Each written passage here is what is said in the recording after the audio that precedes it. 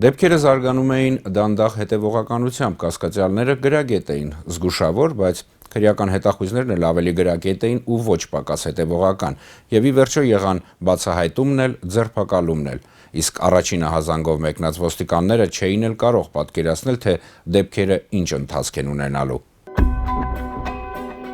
Առանձնատան դարպասներին կրակոցի հետքեր են։ Փետրվարի լույս 20-ի գիշերը ժամը 03:40-ի սահմաններում առանձնատանն է մոտենում համարանիշները հանված Նիվա, որի սրահից էլ անհայտ անձը կրակել է։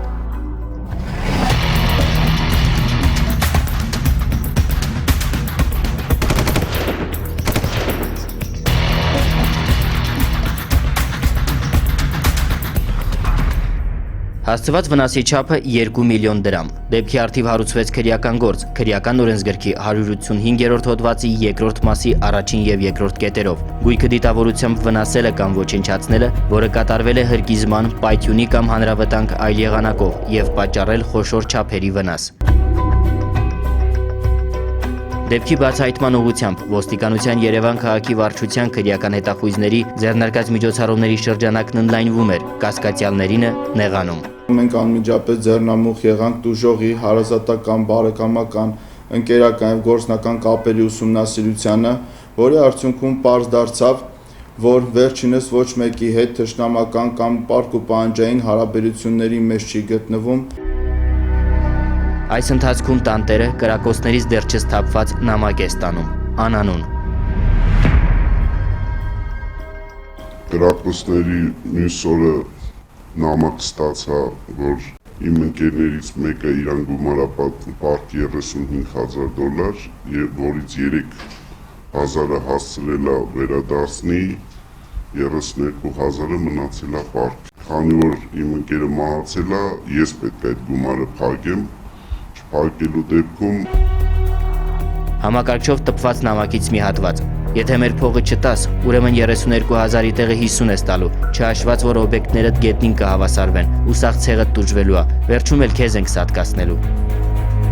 Մի առանձին խնդիր էլ տուժողի եւ նրա ընտանիքի անվտանգությունն էր, որի ապահովումը երկար տևեց։ Էլի էին սպառնալից նամակներ ստացվելու, միջև անգամ սպառնալից հեռախոսազրույցներ։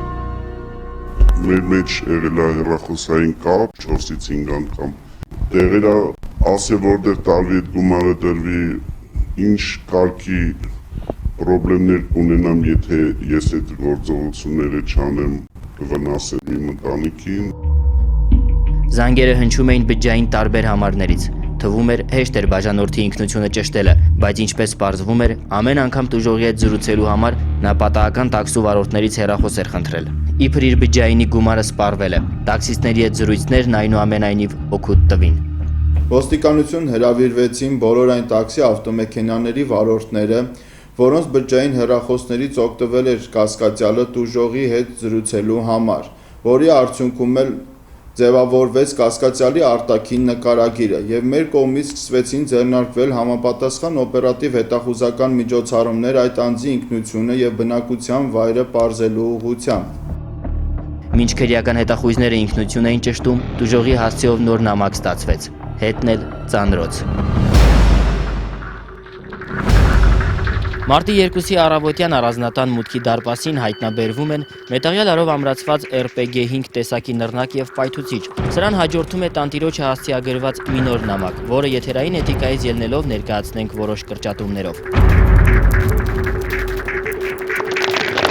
Էսի վերջին զգուշացումն է, մյուս անգամ գրանատը ռաստյաշկայով կլինի։ Հենց նամակը ստանաս շուտ մի հատ թազա քարտ ես վերցնում, որովհետև քո հեռախոսը պրաստուշկի տակ է։ Ծրարի մեջ դրած նմուշի մեծությամբ հեռախոսի համարը կպցնում է ՍԱՏՍ-ի դեմի Աստանովկի Շուշի վրա, որ հեռվից երևա, քեզ կզանգեն ու կասեն փողը ոնց տաս։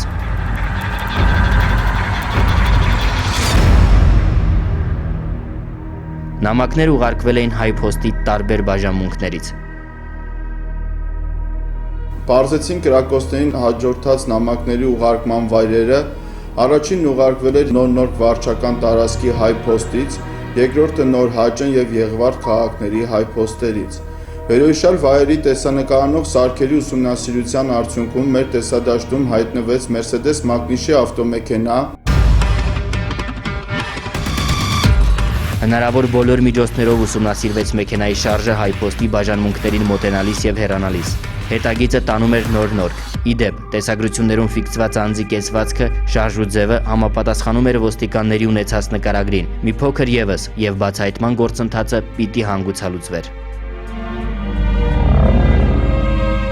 Ձեռնարկված հետախուզական միջոցառումների արդյունքները համեմատելուց եւ վերլուծելուց հետո մեր տեսադաշտում հայտնվեցին եղբայրներ Հայկ եւ Սարգիս Պետիկի Հայրապետյանները, որոնք որ ինձ շատ հարազատ, մեկը իմ մոտ աշխատել է մոտ 5 տարի, մյուս եղբայրն էլ ինձ մտերիմ մարդ է։ Այնքան մտերիմ, որ իմացել են անգամ նրա ընկերոջ մահվան մասին եւ $32,000 շորթման մեխանիզմը կառուցել հենց այդ փաստի հիման վրա։ Մարտի 21-ին կասկածանքով ոստիկանության կենտրոնականի բաժին բերման ենթարկվեցին 55-ամյա Սարգիս Հայրապետյանը Զվարթնոց օդանավականից, իսկ եղբայրը 50-ամյա Հայկ Հայրապետյանը Նորքի իր տնից։ Սարգիս Հայրապետյանի տան խուզարկությամբ հայտնաբերվեց F1 տեսակի նռնակիր պայթուցիչով, իսկ Աբովյանում գտնվող նրա քարի արտադրամասից խուզարկությամբ հայտնաբերվեց եւ առգրավեց 3 ինքնաձիգ RPG տեսակի նռնականետ փամփուշտներով, ինքնաձիգի լիցքավորված 15 պահունակ, ինքնաձիգի 700 փամփուշտ, գազային ատրճանակ ու տարբեր տրամաչափի փամփուշտներ։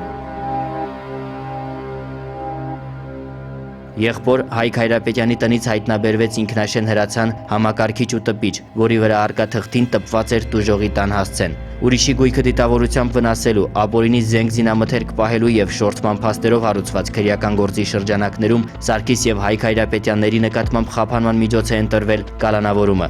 Անպայման ուզում եմ իմ շնորհակալությունը հայտնել մեր ներքին գործերի նախարարությանը,